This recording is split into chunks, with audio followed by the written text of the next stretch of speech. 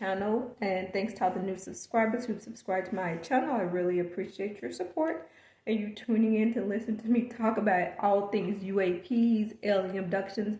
Sometimes I throw a little bit of Sasquatch stories in there and maybe elves and fairies, but mostly is UAPs and alien abductions because that's what I like to talk about the most. I hope everyone had a good Christmas. I hope everyone had a happy New Year and rung in the New Year safely and healthy with their family and friends. For me, I was at work on New Year's Eve, so that was fine. No big deal to me, for me. Anyway, so speaking of New Year, 2024, there has been all kinds of talk about what's coming in the new year as far as it relates to UAPs, UFOs, whatever you want to call it.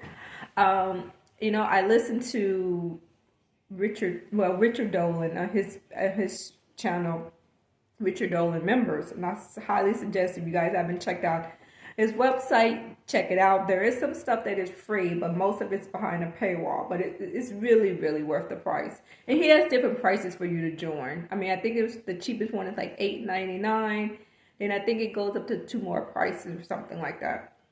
And I also follow Jeremy Corbell and George Knapp on their show Weaponized, and I also follow Bryce Zabel and Ross Coldhart on their show Need to Know, and Linda Mohound on her show that she does on Wednesday nights. All these people are incredible people.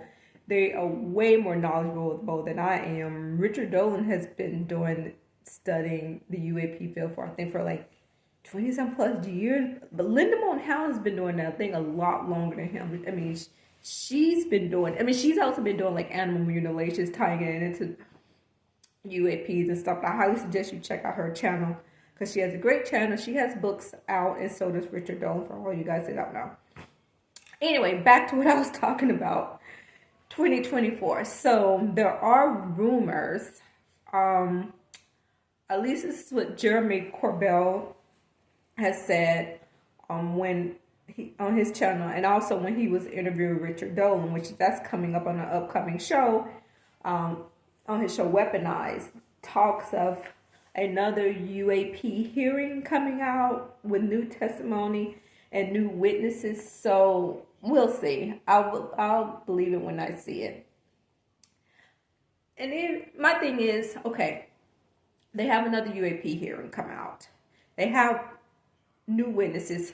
Are these witnesses people who have worked on these special access programs that relates to UAPs and alien bodies? Because that's what we need. We need people who have actually worked on the inside of these programs. We need more Bob Lazar. That's what we need. Because whatever things people say about, because people still rag on him, but I 100% believed him. I 100% believe he worked at S4. I 100% believe he saw the 9 crafts that he said he saw, and he worked on the sports model. And I think it was like from 88 to 89 off and on. And I definitely believe he was threatened, because what he saw and what he knew, and that's why he came out and he was a witness blower basically. He came out to the American public, came into George Knapp. He felt that the American people should know this, that our government or our military is covering up the fact that there's an ET presence here. There have been crashes, and they have this stuff in their possession. Now, whether they have this stuff in their possession anymore, that remains to be seen, because I'm pretty sure a lot of it has been turned over to private contractors, mainly Lockheed Martin. So I don't know how much of it our government or military still has in their possession. But I definitely believe Bob Lazar's story 100%. And that's what we need. We need more people who have worked on the inside, who have touched these crafts, who have seen inside these crafts, who have seen the bodies, who have like dissected the bodies, who've been on the inside. Because don't get me wrong, Grush was awesome. David Fravor was awesome. Ryan Graves were awesome. But with Grush, a lot of his testimony came from people. I mean, I believe Grush 100%, but he never saw any of this stuff for himself. It came from people who actually worked on the pro. They told him they worked on the programs, but but I believe him. But like I say, he never saw any of this stuff firsthand. And so it's not going to really do any good to have more people, in my opinion, testifying if they haven't worked on the program, if they haven't seen the crabs for themselves, because that's going to get tired and old really fast when you just have secondhand testimony patterns. And I know this person who worked on this program. Dude, we need evidence. You're going to need, I don't know, technology, some type of, I don't know, part of an alien craft in your hand or a body or something, because that's the only way you can convince some of these skeptics. Some of these people are never going to believe. I don't care how much testimony you have up there, how many witnesses you say have that have worked on these programs, like Bob Lazar. For some of these people to believe, there going to need to be some type of proof, some type of evidence. For me, I believe there's an ET presence here. I believe our government has crash retrieval programs. I believe when that news story came out in 1947 that the Army Air Force had captured a flying saucer, then retracted the story. I believe what they captured, the first story that they reported in the newspaper, they did actually capture a flying saucer. Then they retracted their story because they knew they screwed up. But you don't need to convince me to believe, but you're going to need to convince a lot of these other people to believe. Like, I work with so many people where I work at. I work in hospitality. And a lot of these people don't believe. They just laugh it off when I try to talk to them. My family members don't believe. Most of my closest friends don't believe. And they're not going to believe unless you have some type of evidence, some type of proof, or you have someone in power, like the president. Doesn't matter if it's Biden, doesn't matter if it's Trump, whatever president is in power, to come out and say, yes, there is an ET presence here. Yes, we had their technology for decades. That's never going to happen. They're never going to come out and say they've had their technology for decades. Because I think for most of us who are in this field, who study it, know that they're not going to say that. And know the reasons why. They can't come out and say they've been lying to the public for almost 80-some years. But they can come out, and I can understand them not wanting to show their hand to our adversaries, such as China and Russia. They don't want to go first to let them see what we actually have. So it's like poker. You don't want to show your hands to your adversaries, which I can understand that. Some things do need to be kept behind national security, classified or whatever. But you don't need to keep the idea of an ET presence being here classified behind national security.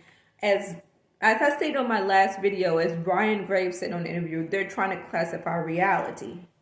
I mean, this crazy trying to keep us in the dark when most of us know that there is an ET presence here. And you can't say it's China, you can't say it's Russia, because there's no way we had that technology back in the 40s. We just didn't. Now you might say we have some of that technology now if we've reverse engineered alien crafts. So it's possible we might have a little bit of that technology now. We've advanced a long way because of that technology. But there's no way we had this stuff back in the 40s and 50s and whatever, 60s. So you're never going to convince me that it's Russia and China that you were seeing during all these transmedium travels back in the 40s, not to mention alien abduction encounters. And I think the animal mutilations are tied into it too. So, yeah, but that's what's supposed to happen, supposedly supposed to happen in 2024. And there's supposed to be more UAP hearings. We'll see. We'll see how that goes. The other crazy thing I want to talk about too is this upcoming, there's going to be a shit show of election that's coming this year. I can imagine all the craziness that's going to be around that. Oh my goodness. I don't even know if I'm going to bother to vote, because I'm really not happy with any of the candidates. It's just, ugh. So, but I was listening to Richard Dolan, and he was talking about, and I don't think he's the only person who has said this. Somebody else had possibly said this too, that if the president, whoever's running for president, because you know there's been all the talk about the UAPs and UFOs, whatever, in the last couple of years, and it's really kind of sped up with the Grush hearings and what he has said and stuff like that.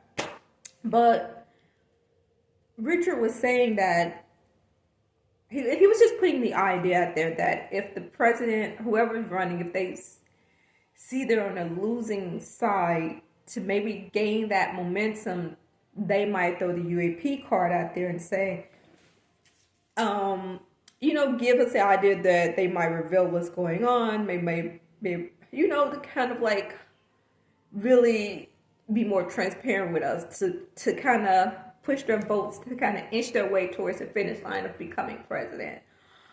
So, I mean, I don't really see that happening, especially from sleepy Joe Biden. I didn't know Biden even knows what's going on as it relates to UAPs and alien bodies being kept hidden somewhere by private contractors and some secret rogue faction of our government and military. He hasn't even really talked about it. I haven't heard him even talk about the UAP subject. Trump did at least talk a little bit about it with his son, when his son-in-law interviewed him. And he mentioned a little bit about it, but I don't see Joe Biden, doing a last-ditch effort to use the UAP subject to try to win his presidency. Trump might. Richard don't think Trump would do it, which I kind of see that he might. He's a loose cannon, that Trump, so it's possible. The problem is, and Hillary did this. She mentioned about when she became presidency, she would get in there and find out what's going on with UAPs and reveal it. But that shit didn't happen. They should just telling us that she can get elected, which she did. But that's the problem. They promise you this stuff and they tell you this stuff and they don't follow through. When they get in there, it's completely been put on the back burner, or someone has managed to keep the president from speaking out, which I do. Speaking of speaking out, you have to wonder how much does the president really, really, really know about the UAP programs and alien bodies and the private contractors who have this technology in their possession, and whatever facility has alien bodies in their possession. How much of the president know? Do they know the whole story? Do they don't know hardly? I think personally they don't hardly know any of it. I think when Truman was president, because he won presidency from 1945 to 1953. Then after that, it was Eisenhower. I definitely think Truman would have known, because he would have been in office when the Roswell crash happened, and he would have been in office too when the Aztec crash happened, because the Aztec crash happened in 1948, and then the Roswell crash happened in 1947. So I definitely think he would have known. They would have definitely told the president about that. And I think they also would have told Eisenhower about that, because Eisenhower came into office in 1953, and he would have been there when the Kingman, Arizona crash happened. So I think he would have definitely known about it too. And I also think JFK knew about it, but I think that's probably where it went wrong. I think that's probably when they started leaving presidents in the dark about most of the UAP subject and the alien text. And I think it could be in relation to why JFK was assassinated. And I don't know that for sure. There are theories and rumors out there that it's possible JFK was assassinated because of the UAP phenomenon. And it talks about it in my book that I have, The Day After Roswell by Colonel Corso, a little bit in there about it. So it's possible if JFK was slipping like Marilyn Monroe information, talking to her late at night in bed about UAPs and alien bodies and other people, because there's been a lot of people who've died connected to JFK. So it's possible that he was assassinated because of that. And I don't think Oswald was alone. I definitely think the CIA had a hand in his assassination. I mean, if you go and do your research, follow some people who have been really studying this case. Like, if you go to Richard Dolan's website, he interviewed somebody, I think around the beginning of the year. They did like a 2-part series, and they talked about the JFK assassination. I mean, it's obvious that Oswald was a patsy, and he didn't act alone. Definitely, the CIA most likely had a hand in JFK assassination. But as to why he was assassinated, that remains to be seen. Did it have something to do with UAPs, or did it have something to do with the mob, or whatever? I don't know, but as of right now, they don't want to release the information to us, even though it was supposed to be released. They're still classified, even though everybody's dead around the JFK assassination. So, absolutely crazy. Speaking of classified, back to the UAP subject and the hearings. So also, there is also an upcoming hearing with the House Subcommittee on January the 12th. And that's supposed to be Tim Burchett and Paulina Luza, Jerry Moskowitz, I think Nancy Mays, maybe Matt Gaetz. So anyway, this is happening on January the 12th. And they're supposed to be having some kind of hearing behind closed doors, not for public viewing or hearing, dealing with UAP reports. How much it's going to be shown to them? Probably nothing, not anything worthwhile. Who's giving them these reports? I don't know. If it's the Pentagon, the Department of Defense, whatever they're showing them ain't going to be worthwhile. Yeah, but they are supposed to be having a hearing January the 12th. I don't have my high hopes that anything is going to come at this hearing.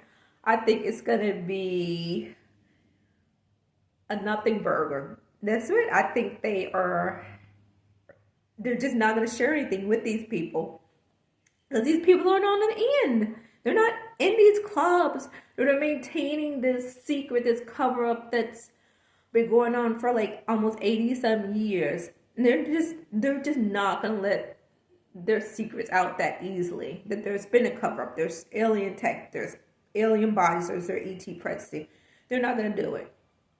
I mean, I still commend the House Subcommittee for sticking to this, trying to fight this good fight to get us transparency. But like I said, I don't think there's going to be much transparency on January the 12th. It's going to be the same shit as always. That they can't tell them that everything's classified. And that whole thing, which really annoys me about being classified, is you have the Pentagon who came out and said that there's no evidence of an ET, ET presence here, crash retrieval program. But yet, everything remains classified. Rush can't talk about certain things because it's classified. The House Subcommittee can't see certain things because it's classified. So what's classified? If there is no UAP programs, if there is no alien bodies, why is all this stuff still being classified? You can't classify something that technically don't exist, because that's what they're saying. There's no program. There's no ETs.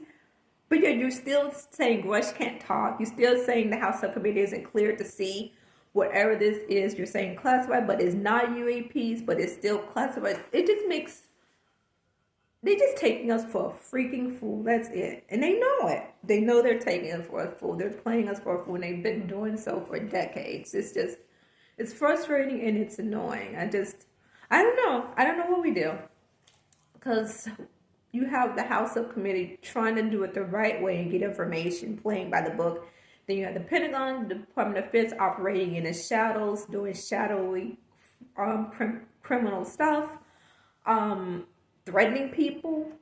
Because no doubt they threatened Bob Lazar when he came out.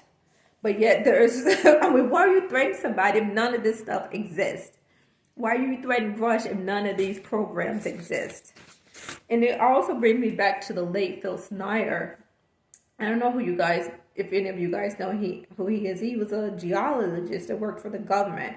And he used to deal with DUMBs, deep underground military bases. Well, he came out in the 90s, and I have this on my channel because I've talked about it before, so I'm not going to go into whole detail, but he talked about when he was in New Mexico, and I think he was with the other people who was working with him, and I think the Green Berets was there. He thought that was weird, but anyway, they dug down these 4 holes into the ground, and there was this cavern that opened up, and when he went down there was these tall, large-nosed grays, and he didn't know they were down there, and the government knew, and they let them drill down there. Anyway, they drilled down on top of them, and it was a whole firefight, and he put out his pistol, and shot one of them. Well, then one of them did this, and some kind of laser came out and cut him down the middle and singed off his hands.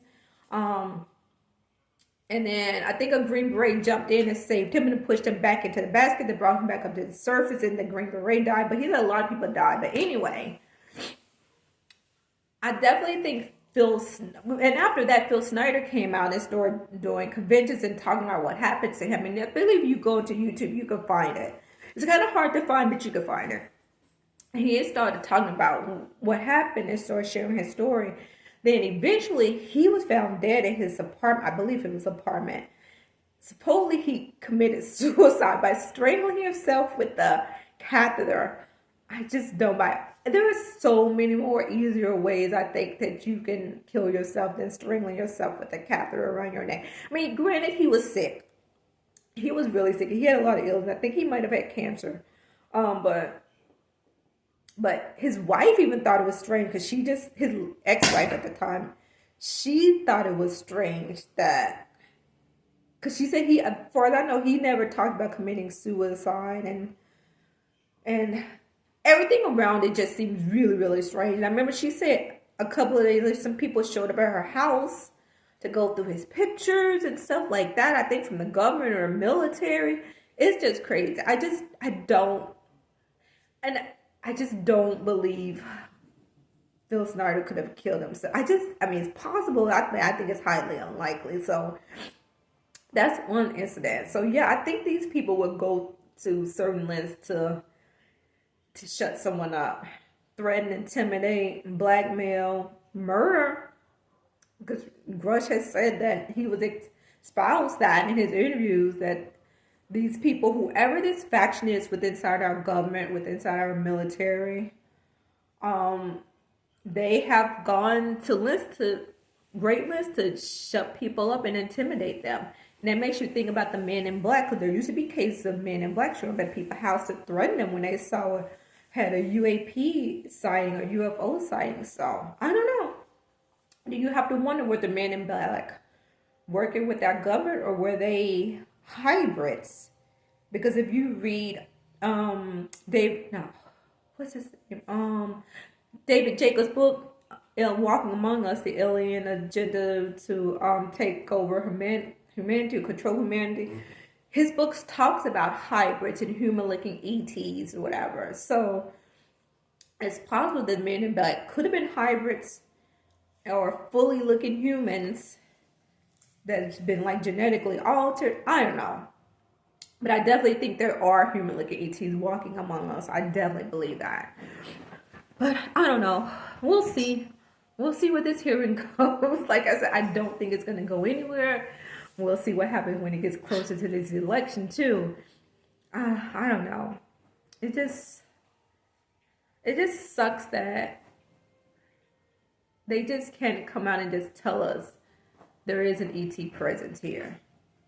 I mean, maybe it is really dark and awful, and I definitely believe some of it is dark because of people being abducted and animal mutilation. So some of these people who've been abducted don't have the best heartwarming stories to tell you when they've been abducted. There are cases when people have come back and said that their abduction wasn't bad, but then there's other ones that have like nightmare stories. It brings you back to Betty and Born in Hell. Their story wasn't bad. It was like clinical. Like they brought them on board. They did their medical tests.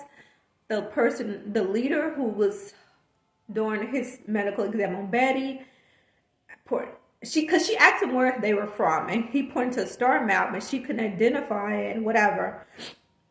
So he didn't seem malicious. He was just doing his job clinically. Then he released her, and he released Bourne, and the same thing with Travis Walton. So yeah, some of these stories are not all bad, but some of them, like if you watch the documentary The Seeding, some of those abduction stories are not that good. They're not all love and light and beauty and benevolence and whatever. So yeah, you got the good and the bad. It is what it is, but I don't know. We'll see. We'll see where these hearings going. So I think that's it. That's all I got for now. That's what I wanted to share with you, all the news. So let's see what happens in 2024. All right, I'm out for now, you guys. Have a good night because I have to go back out to do some things. So, yeah, bye for now.